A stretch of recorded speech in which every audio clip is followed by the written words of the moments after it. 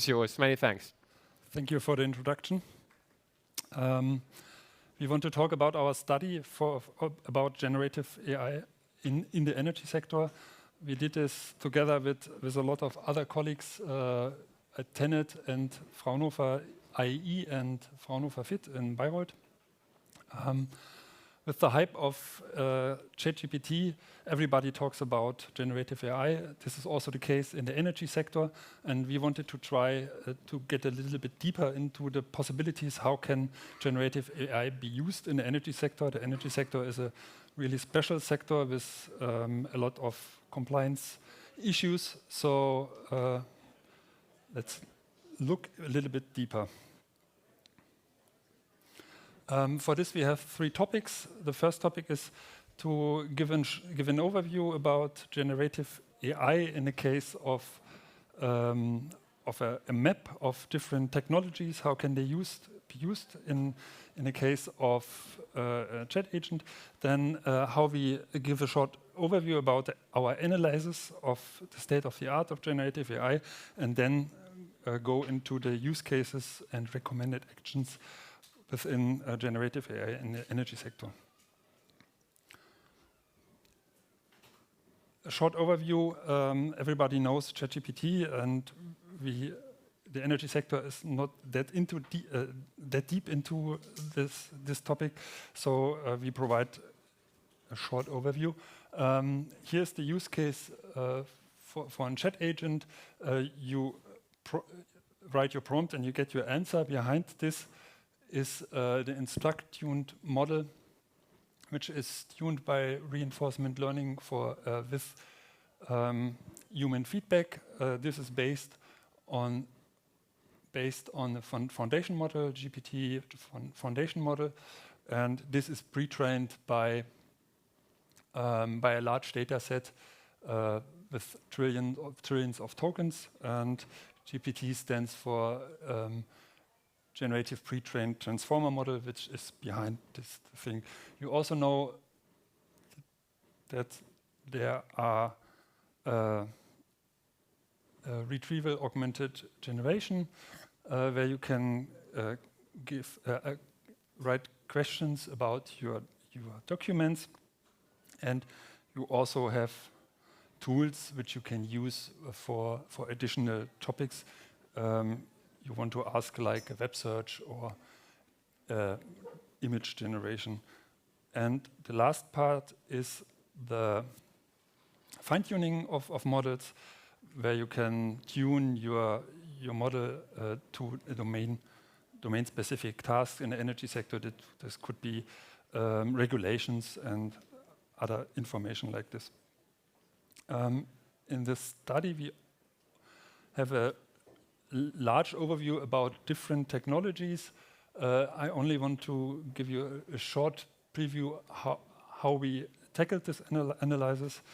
At first, we defined what is generative AI in comparison to discriminative models. More or less, generative AI is the generation of information out of an predetermined distribution function. Then you have supervised learning, unsupervised learning, and reinforcement learning. Everybody knows that. But in the generative AI, the state of the art, other methods we are also looked into were variational autoencoder. These are often used for example, in anomaly detection, foundation models, which are the basis of other different use cases. Then diffusion models for image generation, GANs for example for style transfer and stuff like this. Use this, for example, for energy generation timelines and large language models. We then did in the study a deep dive into different language model parts. I described it in the map before, but an additional part is the large language model agents, which are used to combine different agents with different tasks, which and they can work together to find a combined solution. This was more or less a little bit the theoretical part of the study, and I now hand over to Lars with a more practical part. Thank you. Yeah. So now we come more to the application of what has been identified in the study. And before I dive a bit deeper into that, maybe you wonder why TenneT did a study like this together with Fraunhofer. So TenneT is a transmission system operator. We operate the high voltage grids in the Netherlands and in large parts of Germany. And so we are a company within the energy system. And what we are facing is the increasing complexity of the energy system. And with that, increasing tasks and demands that come to us as a TSO. So we are a lot under pressure to really perform and to perform quick. We need to build grids very fast over the next years, and we need to maintain the grids, and we need to operate those grids. So we are looking for tools, and we are looking for ways to get more efficient. And this is why we did this study together with Fraunhofer to find out what are the methods out there, the field of GenAI that we could use, and then also to see what are use cases for that within our company, and also what are criteria, how we can really see which are the use cases we should go for, and which are use cases we should maybe postpone a bit. And that being said, on the next slide, I want to start with the evaluation criteria. So what we did is we did some expert interviews with the colleagues from Fraunhofer, but also with internal colleagues from TenneT, and we tried to find out what are the most important criteria that we can use to really distinguish which is a good use case for us and which maybe isn't. And of course, some of them are quite obvious. The expected value. If we want to really invest into a use case and we want to use an GenAI model for that, there needs to be a value creation with that. On the other side, there will come some effort with it. This can be costs, money, but this can also be the time that our colleagues need to spend to really implement that use case and to make it work. The availability of resources, that's a very critical one. If we don't have the experts necessary in our company, or we do not have the necessary relations to external experts that can help us to make this use case really happen, then it won't be possible. So this is really, we need to think, if we want to implement a GenAI use case, do we have the resources available, experts, and also, of course, the data which is needed for the use case. Then compliance, that's a very important topic. I said that TenneT is a transmission system operator, so we operate critical infrastructure. And when we now use AI tools to maybe become more efficient, we need to make sure that this is within our compliance framework. We don't, for example, give away data that we cannot share with the outside world. The maturity of the technologies is also very important because if we want to make the use cases happen, if we want to see something over the next couple of months or maybe 1 or 2 years, we cannot invest into technologies which are not mature yet, which are maybe under research and which are being currently developed. That's always nice to follow up on those technologies, but it will not help in the use cases for now. And then, of course, also environmental considerations. If we think about big GenAI tools, most of them, for example, have a very high power consumption. Whenever you use them, you produce additional electricity consumption, and these also needs to be considered. So this is the set of evaluation criteria that we used, and with that, we came to some paradigms that we said, okay, these might be steps that really make sense for TenneT as a company. And the first one would be to start with employee enablement. So we need to make sure that our employees within TenneT know the tools and they know when they can use GenAI tools and for which purposes. Then they can gather hands-on experience. They can make first experience with the tools. They can see, okay, ChatGPT helped me with writing this internal node. It really made it more efficient. Maybe I can use it in the future. They can give feedback and to the tool, to the, for example, guiding structures around the tools and to the company, where was it useful and where not, and we can adapt. And then with that knowledge, we can go to more complex use cases. So what we concluded in the study is we should really start as simple as possible. And we derived this roadmap. So what we said is there are use cases for TenneT which come with comparably low effort, but which also have high gains for the company and which are within our compliance framework. And one of them is, one of our departments is the public information and coordination department. And there we write a lot of texts for press releases, a lot of texts also for internal notes. And we found out that this information, because this will be public information, we can use, for example, chatbots like ChatGPT to help our colleagues to become more efficient when producing texts like this.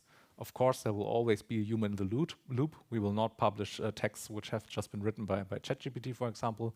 But using tools like ChatGPT or others, other large language models, can really make this more efficient. And by doing that, we enable our employees. We show within the company, okay, there are use cases which already work, and then we can go a bit further to the next, more complicated use cases. And one of them would be to prepare an interactive corporate knowledge base. As I said, TenneT is facing a very complex energy system, and we are a growing company because we have so much work to do. We have so much pressure to rebuild the grids and to maintain them. We are becoming bigger and bigger. This means that we need to onboard a lot of colleagues, new colleagues every month. And with that, of course, you have the challenge that you need to make sure you have a good knowledge management system. And with that, for example, a chatbot that can really answer questions for new colleagues. Where do I find information on topic XY? Who's the expert on? Things like that can really help to onboard new colleagues. Then a step further would be to also do that for the outside world. So not only for colleagues within TenneT, but also for the public and for industry partners. One of the documents which we release on a yearly basis is the so-called Grid Development Plan, Netzentwicklungsplan in German. And this is a very important document because it shows how do we expect the energy system to transform over the next years and which grid lines, for example, we need to build to keep up with that. It's a very complex document. There's a lot of methods behind it, a lot of calculations behind it, and many people just want to draw some conclusions from it. What does this now mean for me? Will there be a new line in my neighborhood? Or if I'm from the point of view of an industrial company, will this have effects on the electricity prices, on the grid fees? And to answer these questions, also GenAI models can help. So this would be a use case where we then really go to the outside world. And then the fourth use case, this is then something where we are approaching more and more to the really critical infrastructure, so that we actually use GenAI models to, for example, help us with predictive maintenance, so that we use it in the maintaining of the grid, but also for planning tasks, so that we use it within our tool chains where we plan the new grids, and that we also use it for the grid operation. And there are first research projects in that direction where we test if GenAI models can help our colleagues from the system operations department to make maybe better or more efficient choices, or to help them to make still choices within more and more complex energy system. And these would be the use cases which we see as last steps in the order. So we need to start easy. This is for me, one of the main findings of the study. Start easy and then grow with it. Because of course in the company you need to have awareness, and you need to also have the knowledge base. You need to have the colleagues that are experts for the methods and also experts for the topic. And so it makes sense to start easy, gain experience, and then become more and more complex. So what we've seen is we built a strong foundation in the study. We had to look very on the basis, defined what is AI, what is GenAI. André already demonstrated. We also looked very closely at different methods, and then we mapped them to use cases, and also we derived this evaluation criteria and evaluated some first use cases and came up with a roadmap for TenneT, how we might approach GenAI as a company and how GenAI can help us to become more efficient. And with that roadmap, I think we have a very good way forward on how we can really become more efficient using GenAI by starting with rather simple use cases, which we already do, and then become more and more complex and get closer to the actual critical infrastructure.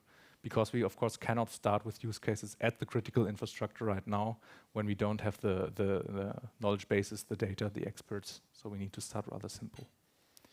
If you're now interested in the study, here's a link. You can use the QR code.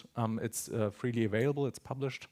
And there you will find a lot more details than we could now bring through in this 20 minutes. And we do have a couple of minutes left, so if there are questions, we'd be happy to discuss with you.